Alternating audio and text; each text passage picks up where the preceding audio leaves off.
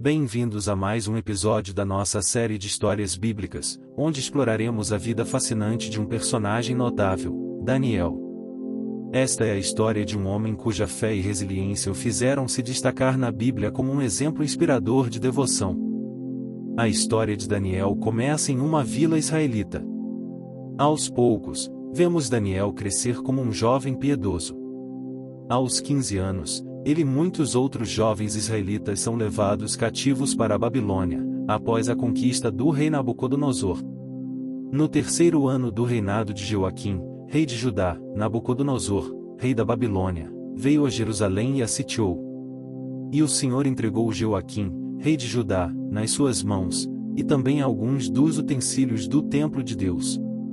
Ele levou os utensílios para o templo do seu Deus na terra de Sinear e os colocou na casa do tesouro do seu Deus. Depois o rei ordenou a Aspenaz, o chefe dos oficiais da sua corte, que trouxesse alguns dos israelitas da família real e da nobreza, jovens sem defeito físico, de boa aparência, cultos, inteligentes, que dominassem os vários campos do conhecimento e fossem capacitados para servir no palácio do rei. Ele deveria ensinar-lhes a língua e a literatura dos babilônios. O exílio de Daniel marca o início de uma jornada notável que desafiará sua fé e determinação. Na Babilônia, Daniel é colocado na corte real, juntamente com seus amigos, Ananias, Misael e Azarias, que são renomeados como Sadraque, Mesaque e Abed-nego. Daniel, contudo, decidiu não se tornar impuro com a comida e com o vinho do rei, e pediu ao chefe dos oficiais permissão para se abster deles. E Deus fez com que o homem fosse bondoso para com Daniel e tivesse simpatia por ele. Apesar disso, ele disse a Daniel: "Tenho medo do rei, o meu senhor, que determinou a comida e a bebida de vocês. E se ele os achar menos saudáveis que os outros jovens da mesma idade? O rei poderia pedir a minha cabeça por causa de vocês." Daniel disse então ao homem que o chefe dos oficiais tinha encarregado de cuidar dele e de Ananias, Misael e Azarias: "Peço que faça uma experiência com os seus servos durante 10 dias, não nos dê nada além de vegetais para comer e água para beber. Depois compare a nossa aparência com a dos jovens que comem a comida do rei, e trate os seus servos de acordo com o que você concluir." Ele concordou e fez a experiência com eles durante 10 dias. Passados os 10 dias, eles pareciam mais saudáveis e mais fortes do que todos os jovens que comiam a comida da mesa do rei. Assim o encarregado tirou a comida especial e o vinho que haviam sido designados e em lugar disso lhes dava vegetais. Aqui, vemos a primeira demonstração de fé de Daniel, quando ele recusa a comida e bebida oferecida pelo rei, optando por seguir a dieta que obedece às leis dietéticas judaicas. Sua fidelidade a Deus é notável. A história de Daniel continua com um dos eventos mais famosos. O rei tem um sonho perturbador de uma grande estátua composta por diferentes metais. No segundo ano de seu reinado, Nabucodonosor teve sonhos. Sua mente ficou tão perturbada que ele não conseguia dormir. Por isso o rei convocou os magos, os encantadores, os feiticeiros e os astrólogos para que lhe dissessem o que ele havia sonhado. Quando eles vieram e se apresentaram ao rei. E o rei lhes disse: "Tive um sonho que me perturba e quero saber o que significa." Então os astrólogos responderam em aramaico ao rei: "Ó rei, vive para sempre. Conta o sonho aos teus servos, e nós o interpretaremos." O rei respondeu aos astrólogos: "Esta é a minha decisão, e se vocês não me disserem qual foi o meu sonho e não o interpretarem, farei que vocês sejam cortados em pedaços e que as suas casas se tornem montes de entulho. Mas, se me revelarem o sonho e o interpretarem, eu darei a vocês presentes, recompensas e grandes honrarias. Portanto, revelem-me o sonho e a sua interpretação." Neste capítulo, Daniel não só interpreta o sonho, mas também revela a Nabucodonosor que o Deus de Israel é o único verdadeiro Deus, acima de todos os deuses. A fidelidade de Daniel não passa despercebida, e ele é elevado na corte. "Tu olhaste, ó rei, e diante de ti estava uma grande estátua, e uma estátua enorme, impressionante, de aparência terrível. A cabeça da estátua era feita de ouro puro, o peito e o braço eram de prata, o ventre e os quadris eram de bronze. As pernas eram de ferro, e os pés eram em parte de ferro e em parte de barro. Enquanto estavas observando, uma pedra soltou-se, sem auxílio de mãos, atingiu a estátua nos pés de ferro e de barro e os esmigalhou.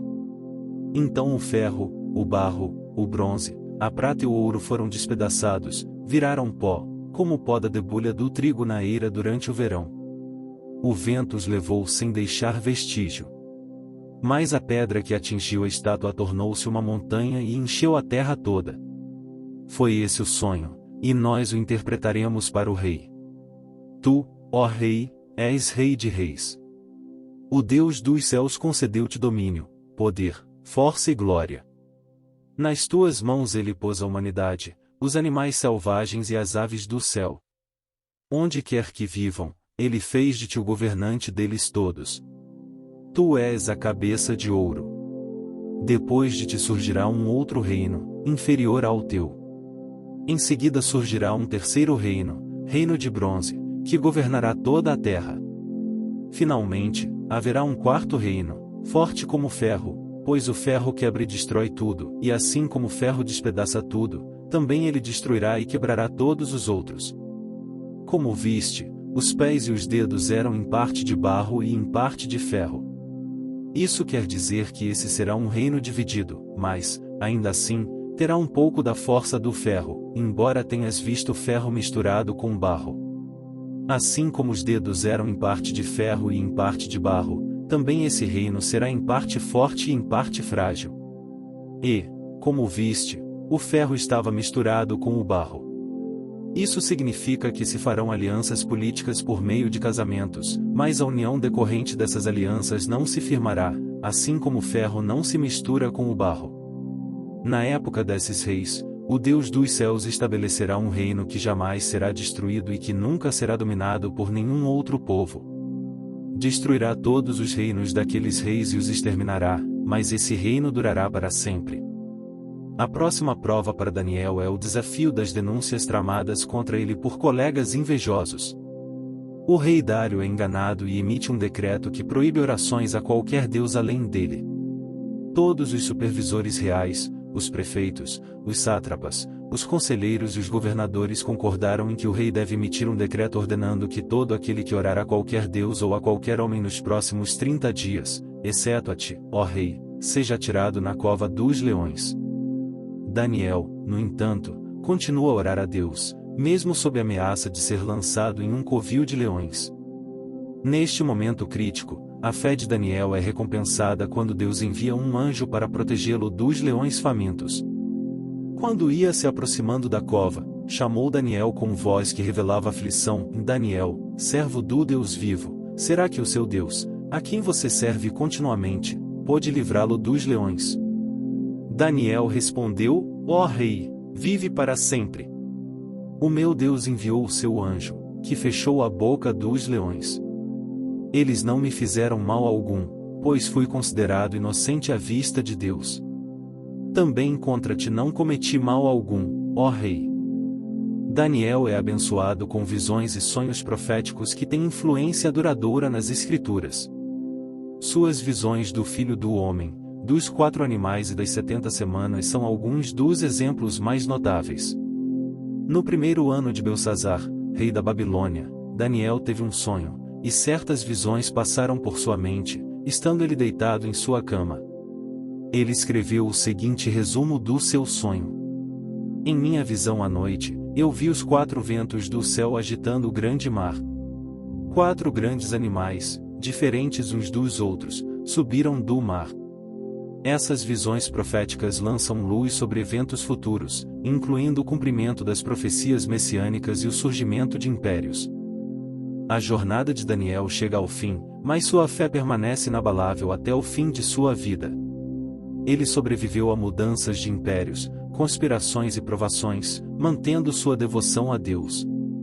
Quanto a você, siga o seu caminho até o fim. Você descansará e, então, no final dos dias, você se levantará para receber a herança que lhe cabe. Daniel é chamado de bem-aventurado e sua história é uma inspiração para todos nós, lembrando-nos da importância da fidelidade e confiança em Deus. A história de Daniel é um testemunho da importância da fé, resiliência e fidelidade em tempos de adversidade. Suas experiências moldaram o curso da história e deixaram um legado duradouro. À medida que refletimos sobre a vida de Daniel, podemos encontrar inspiração para enfrentar nossos próprios desafios com coragem e confiança. Sua história nos lembra que, independentemente das circunstâncias, a fé pode nos sustentar. Espero que tenham apreciado esta jornada pela vida de Daniel, um personagem bíblico notável. Suas experiências nos ensinam sobre a importância da fé, resiliência e fidelidade a Deus, mesmo em tempos difíceis. Se este vídeo tocou seu coração, não se esqueça de se inscrever, dar um like e compartilhar com seus amigos.